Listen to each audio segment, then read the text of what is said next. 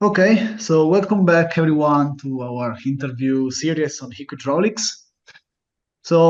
I'm here today with Hannah, and today we have the great pleasure to host Professor Chris Gibbins from the University of Nottingham, Malaysia. So welcome, Chris.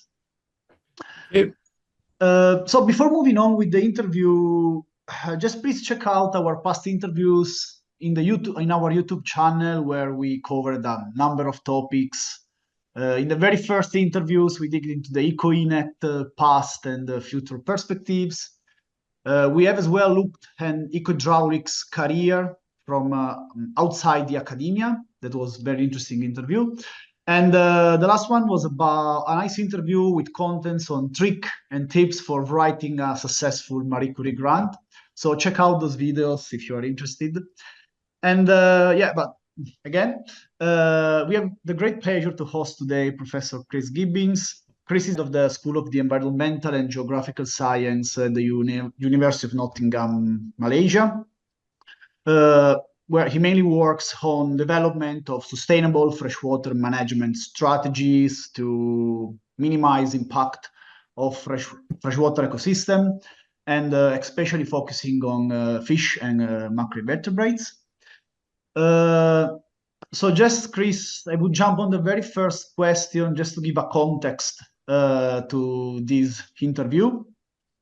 So, I know as well that you have a large experience into cooperating with public and private authority, along with your academic profile, and especially cooperating within the context of freshwater management.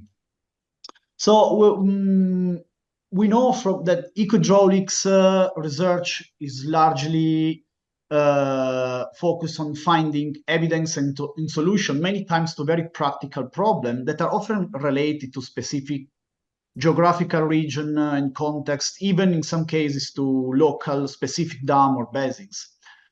So we have the chance today to have a point of view that is that we don't cover very often.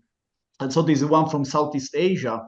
So I would ask you in the beginning, from a Malaysian perspective, what are the current hot topics in the ecohydraulic research, not just from a purely scientific point of view, but also from a practical management point of view and eventually also policy making?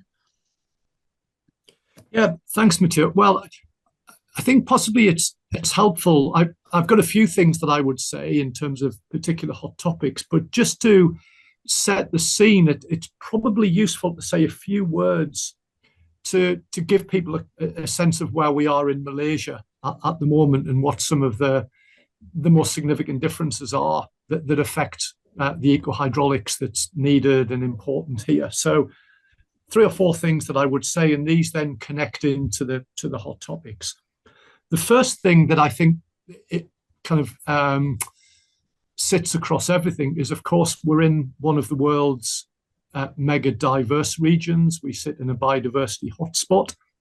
And so at a very general level, I think that puts a lot of responsibility on us to make sure that we preserve our rivers and we do really good work. So the notion of working in a biodiversity hotspot means that we absolutely have to get things right, or else the consequences are quite major. So that's the first thing. The second thing I would say by way of context is that historically, for reasons that are perfectly understandable, a lot of ecological research in the region has been focused on charismatic megafauna, either terrestrial megafauna, elephants, tigers, tapirs, and so on and so forth, our dipterocarp forests, or of course marine biodiversity.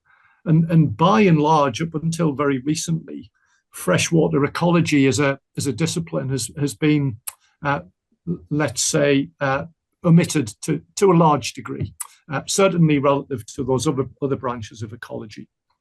The third important point of context is that Malaysia, certainly, and I think more broadly across Southeast Asia, is still experiencing major land cover transformations. We're losing habitat at rates that we're not seeing in Europe, for instance, any longer. we're experiencing major urbanization. Our cities are growing very, very rapidly. And in many ways, our policies are lagging behind in terms of the policies designed to deal with and manage those things, and perhaps to some degree our scientific understanding as well, that we need to help manage and minimize the effects of those things is actually lagging behind the pace at which those things are happening. And I think that's an important context. So the topics that I'll mention connect in a variety of ways to all of those things. The first one, and perhaps my favorite, is the topic of dams. Those on the network who have anything to do with dams, work in relation to dams, will know very well that the major program of dam building, if we look at a map of the world, the major programs of dams, programs of planned dams under construction, are really in low latitude parts of the world, in Africa, in Southeast Asia, in South America. So there's an interesting paradox, I think, that whilst in Europe, North America, the discussions are about the science of removing dams, in Southeast Asia and certainly in Malaysia, we still haven't got the science yet of understanding what the impacts of dams are, and in particular, the development of environmental flows and functional flows for dams. So I think dams are certainly a hot topic. We could talk a bit more perhaps, but maybe I'll just pause there and say dams are certainly one of the hot topics for Malaysia. I would also say that alien or invasive species in our freshwater systems are a really big issue for us, and therefore a hot topic. We've got lots of introduced fish, introduced freshwater mussels that have either got here accidentally or been deliberately introduced. We've got crayfish. And so questions about the impacts of these aliens on our native ecosystems and species, the impact of crayfish on habitat, on geomorphology, morphology of our rivers, are questions that we've really not begun to address yet.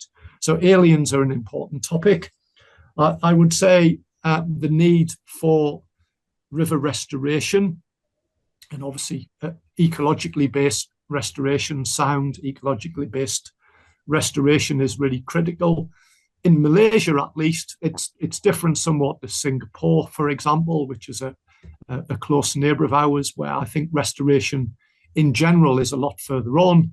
We've got very, very few good examples of river restoration here in Malaysia, and very few also examples of green or sustainable engineering designed to deal with, for instance, riverbank erosion or sustainable flood management practices and things. So dealing with flooding, dealing with riverbank erosion in sustainable, ecologically based ways is another hot potato here. And then I think the final thing that I'll say is maybe something that's a little bit left of centre, but the importance of traditional ecological knowledge or traditional indigenous knowledge, and how we can use that knowledge in sustainable river basin management or river management is really critical here. It's something that perhaps isn't a debate of any great significance in let's say, Europe, but here in Malaysia, many people still rely directly on rivers for food and resources. Many remote communities in parts of Malaysia, Borneo, not only still rely on rivers directly for food, but they know an awful lot about those rivers, but knowledge that isn't really part of our scientific understanding. And so a really big issue for us, a very important issue, is trying to draw on that knowledge to help us manage rivers sustainably, not only from an ecological perspective, but in a way that sort of matches expectations of those indigenous communities, which of course are very often quite different expectations to ours. So the issue of how we can use traditional or indigenous knowledge to help support species conservation, river conservation, sustainable river management is a really important topic for us in tropical Southeast Asia, and particularly basins in more remote areas. So I hope that gives a sense of things, Matteo. Yeah, great. Thank you for that. Yeah, maybe continuing actually on that topic, because you mentioned it already, you have these big projects like dam development as well, or even river restoration. How can we imagine is the level of integration or cooperation between the public, the private, the academic institution actually to work jointly together on such specific project with this strong ecohydraulic component? Yeah, thanks, Anna. It's a good question. I think the honest answer is that it's quite mixed. There are certainly good examples, I think, and I'll perhaps try and give one or two. But I think it's also true to say that we could probably do a lot better. I think there are good examples, certainly of academics working with either the public sector or the private sector, but not necessarily many examples of all three coming together. So I can give one or two examples of the academic sector working with the private sector, which I think is probably, if we think about those through the three groups, the academic, the private, and the government or public sector, I think there are lots more examples of academics working directly with the private sector here in Malaysia. And I think the reason for that largely is just because of the funding. Funding directly for government for ecohydraulics research is perhaps not as much as we'd like it to be. And so a lot of the funding for work that we do comes actually directly from the private sector to help them do the things that they need to do to meet legislative requirements and so on. So I've been very lucky in the time I've been here. I've been involved in some really nice, very rewarding collaborations with, for instance, Sarawak Energy, which is a company that's responsible for building and managing a lot of the large hydropower dams in Sarawak on Borneo. And I think that's been great. Obviously, from my perspective, I would like to think that the work we've done has been helpful for them, to help them develop environmental flows for the dams that they manage. But I think it's also been a very positive experience in the sense that by working with these companies, you get a sense that they're genuinely committed to doing those things. So I think there are some nice examples of that, not just our group here, but other groups working with some of these large private sector companies that are involved in one way or another with rivers and river management. I think another example that I would give relates to a slightly different sector.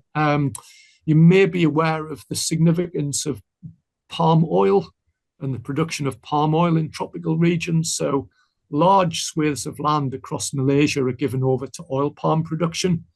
And of course, many, many streams and rivers run through oil palm plantations. And so there's a need, just simply because of the scale of oil palm, to look at the conservation and sustainable management of those, the freshwater systems that sit within oil palm plantations. And it's very nice to be involved, and I'm talking about more broadly other people in my university, not just myself, but to be involved in projects with plantation owners who were very, very keen to adopt sustainable land use practices within those plantation areas that help conserve the integrity of those streams. So there's something called RSPO, which is a sort of an environmental certification scheme that oil palm producers can gain accreditation to, which helps them with marketing to be able to say that, look, we produce our palm oil in a sustainable way, in a responsible way. And that accreditation requires them to adopt certain practices using riparian buffers and so on to help shade streams, protect them from water quality issues and so on and so forth. So there are lots and lots of examples where hydrologists and ecologists work with oil palm producers to help them achieve this accreditation, which actually means helping them manage their streams and water courses in a sustainable way. So there are a few good examples, and I hope that the two I've given give you a sense of what's going on. What else? What else can we talk about? I think what we shouldn't overlook as well, I think, is the role here of NGOs, the importance of NGOs like WWF, which is perhaps more significant than it is in other parts of the world. And they've been very good and very careful in behaving and operating in what I would say is a very positive way. So rather than just being a pressure group that's forever complaining about the way things are done, that they've been very mindful and careful, and I think very successful in supporting the private sector, supporting government, helping with advice and so on to change behaviours and attitudes and practices. So it's not just the government, the private sector, but I think NGOs. Where I would say we probably need to do better is in integrated river basin management, where all of these three groups really do need to come together. And I think IRBM is one of the areas that we don't do so well here in general in Malaysia. And that there are probably a number of reasons for that. But one of the reasons is that it's very challenging, as I'm sure people will know, it's very challenging to bring these people together and ensure that all the various stakeholders, not just the three main groups that we're talking about, but others, have a voice at the table. So I think integrated river basin management is one of the areas where we could do a bit better in. But I think overall, as you know, these things take time, but I think we're certainly moving in the right direction here in Malaysia. That's probably what I would say overall. Yeah, thanks, Chris. It is, yeah, absolutely interesting. Before moving on, let me just very quickly jump back on the very first question, where you mentioned at the end, the role in Malaysia of this traditional ecological knowledge.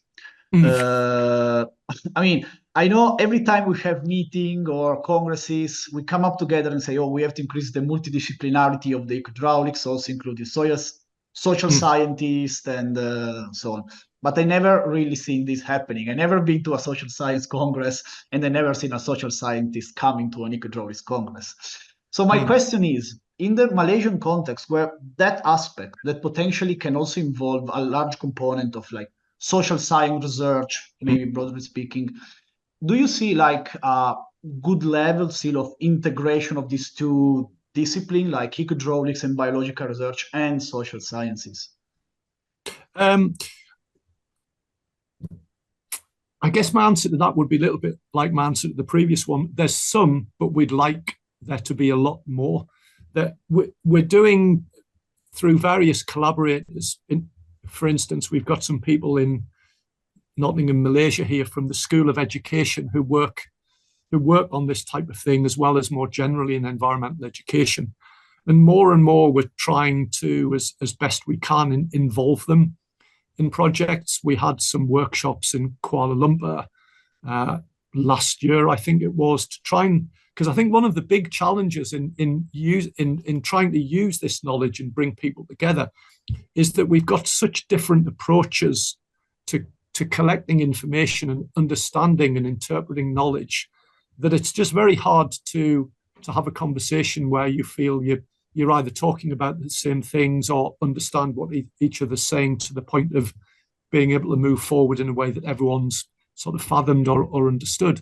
So even just workshops where we try to develop and agree upon best practice for how we can bring people together, how we can incorporate the knowledge and understanding of social scientists or their ways of doing things to help us do ecohydrology or ecohydraulics better.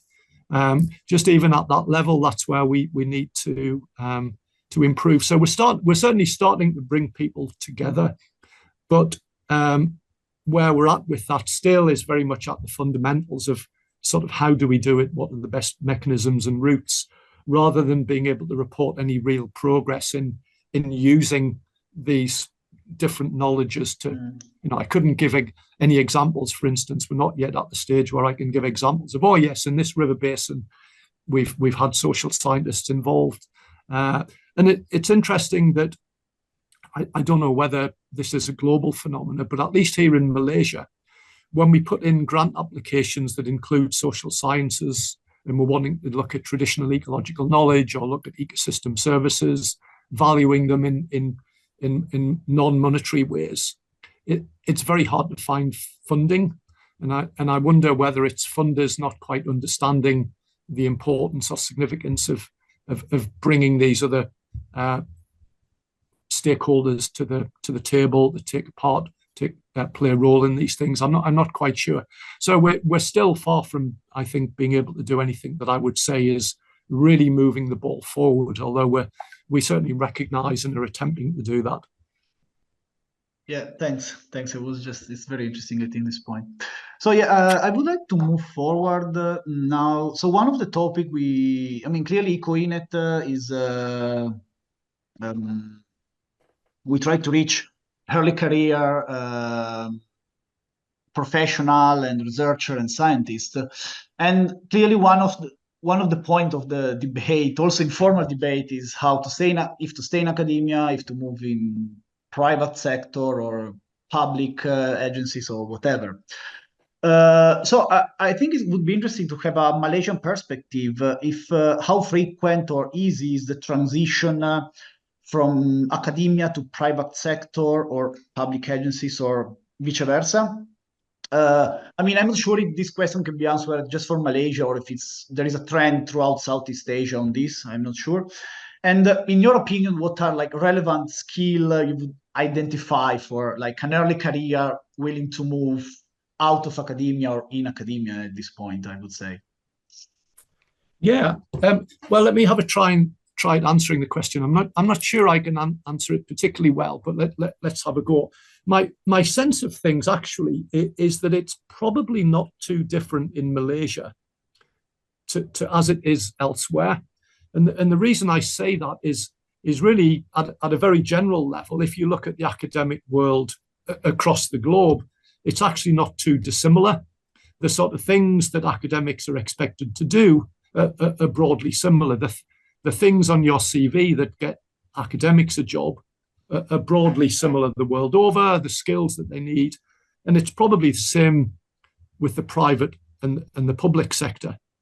So the skills that are needed in the private sector, the skills that are needed in the public sector, clearly they're different to those needed in academia, but they're probably no different in Malaysia to how they are in any other countries.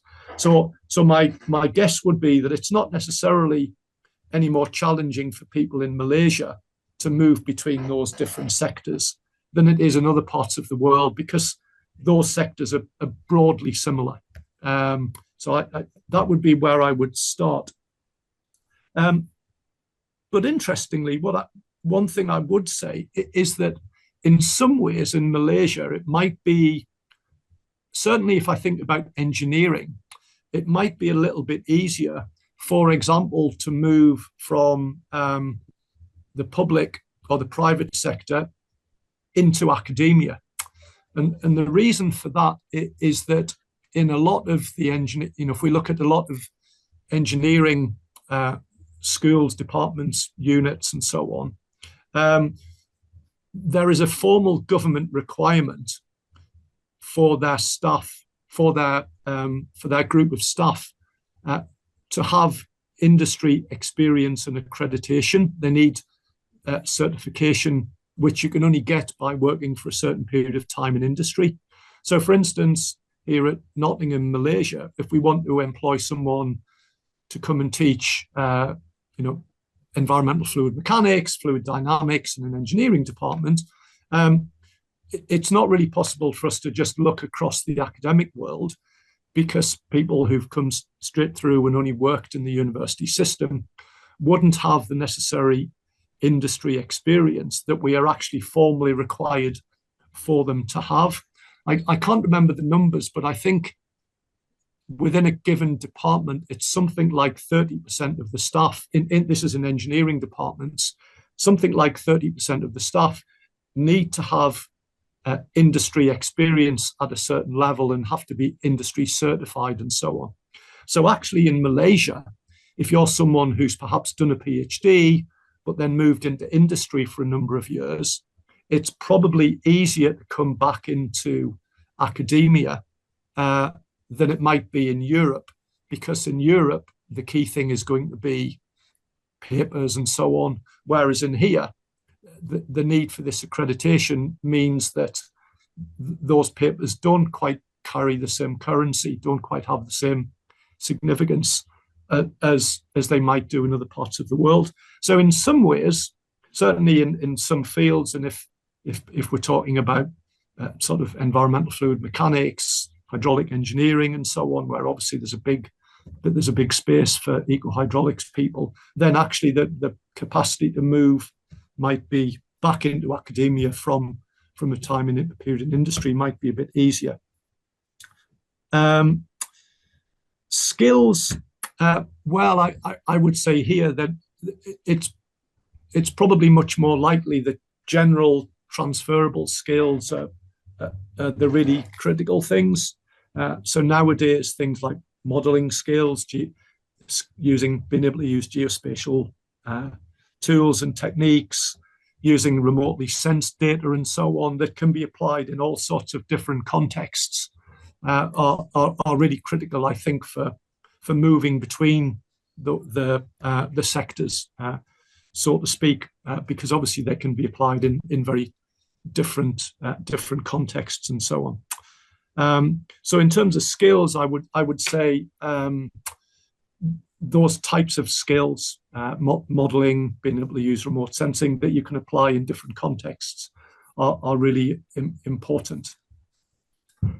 Maybe another thing I would say is that a quick anecdote or a quick diversion. Perhaps some people listening in might have come across Vladimir Nikora, who's a fluid dynamicist who I had the pleasure of co-supervising a few PhD students with.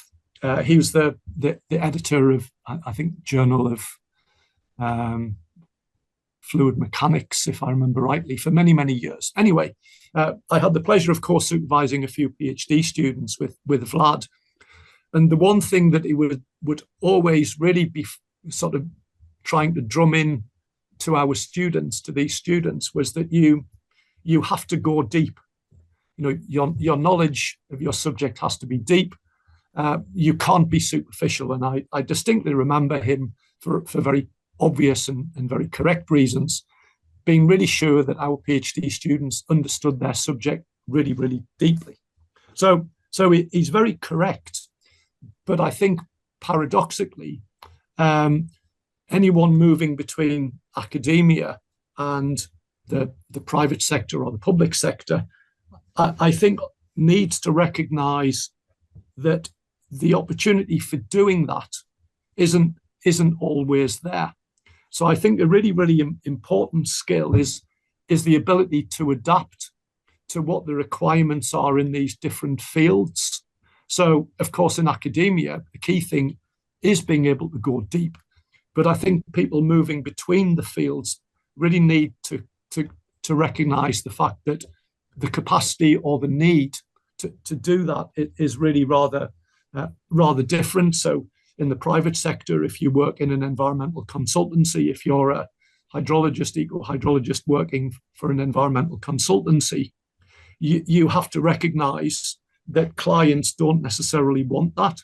So I think that the ability or the skill, if it is a skill, to be adaptable and to be able to recognize that different things are needed in different contexts, I think is really critical. So the ability to be flexible and adaptable, I think, and I know certainly one or two of my recent PhD students who've gone into work in water consultancy, where they're having to look at things very quickly, turn around jobs very, very quickly, and they found that very, very challenging after having done a PhD, where you've got the time and the capacity just to explore and follow avenues that are interesting for you. That's not really possible in these other sectors. So they've had to come to terms, I think, quite quickly with these very different set of strictures and constraints that operate in other sectors. So I would say, thinking about skills, if we can call it a skill, I think this ability to be adaptable and to recognize that different things are needed in these different sectors. So I'm not entirely sure that that's been a thorough answer to your question, but I think they're the obvious things that spring to mind, I think. Yeah, thank you. I actually think it was really interesting, and it was really helpful for people maybe moving around the world even also. Yeah, maybe to come to an end with a maybe final question, since we are within this EcoENet community where we actually want to have to facilitate and develop networking between early career researchers in this specific field. Yeah, we would ask you maybe for suggestions of the role of building a strong network for developing an academic career, or maybe other types of careers, since we were talking about it anyway. Yeah, how to build such a strong network? Yeah, what is its purpose? How can we do that? Yeah, so I think, well, the obvious place to start is to say I would hope it's self-evident that it's very, very important. And so the question is kind of how you go about doing that. And from my personal perspective, in terms of thinking, perhaps saying things that are useful or things that might be considered to be useful advice, I would say that whilst it's crucial, it isn't something that you should force. That would be the first thing I'll say, because my experience is that the best is to try to allow it to happen naturally, organically, slowly, rather than really forcing things. So if I can, I'll try and elaborate on that a little bit. I think for me, the key thing at the heart of everything has to be your research.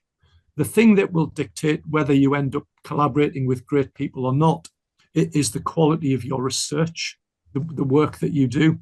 So without that as the fundamental building block or the foundation, then really collaboration is going to be tricky. So I think good collaboration starts from you doing good research. If you do good research, people will want to work with you, and you don't have to push things. So everything should be about the quality of your work. And my experience certainly is that academics or practitioners, and it's certainly the case here in Malaysia, very quickly get to know who good people are. Your reputation can go before you very, very quickly and very easily. Academics in particular very quickly recognize who the rising stars are. And so if you develop a reputation for doing good work, your reputation will build itself. Your supervisors will want to keep working with you beyond your PhD. They'll mention you to their collaborators and so on. So, of course, in that context, the really obvious thing to say is that it's a very small world, the ecohydraulics world. So if you do good work, people will get to know about it. So that's the first thing that I would say. It's really about the quality of your work rather than pushing yourself. The second thing I would say is that look close to home first. So look at the person on the desk next to you. You might be sitting with a group of other PhD researchers in a department. They'll finish their PhD. They'll go and end up working in another university.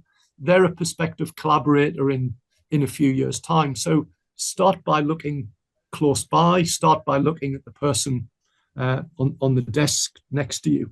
And when you go to conferences and so on, go and talk to other PhD students. Go and talk to people at the same level. Rather than this, of course, it's great to go and talk to, let's say, the big names, so to speak, but go and talk to people who are at your level. Certainly, if I think about where I am now, and if I look around at people across the world in senior positions in departments doing ecohydrology, they were PhD students at the same time as I was, and I've come to know them from that point in time. So, because we're of a similar age, because obviously the subject changes, it waxes and wanes in terms of the focal points.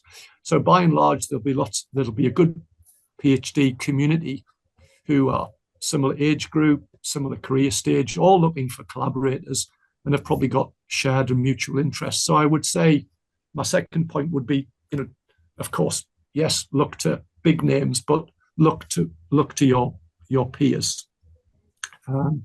The third thing is perhaps, and this goes back to my point of don't push things. Don't try to collaborate with everyone. Just focus on developing a small number of good collaborations. Because a good collaboration, I've worked with people now for 20 years, and good collaborations last a long time. You don't need to be working with 50 people. Okay, from time to time, people will come in and go out of your network of collaborators, but a small number of really good collaborators, I think, is the key to success. So don't try to collaborate with everyone. Try to identify a group of good collaborators and think about what makes a good collaborator so that you can be one. Because, for instance, if you try and get involved in too many people, too many projects, you run the risk of not being able to do things on time. You're always late, and of course that would be frustrating for you. But you then end up being perceived not as a good collaborator. So I would say a small network of good collaborators is really critical. And I was thinking about this earlier today, and some of my most recent really, really fascinating and productive and eye-opening collaborations have been with people completely outside of the ecohydraulics community. And that's not to say we're not doing ecohydraulics work, but I work, for instance, at the moment with people in a pharmacy department. And because of the sorts of experiments I'm now able to do, thanks to their expertise, I'm doing things that I never would have imagined doing before I got involved. So look at people beyond the immediate ecohydraulics work, thinking not just about sort of subject material, but approaches and techniques learn a bit about things that are going on in other disciplines.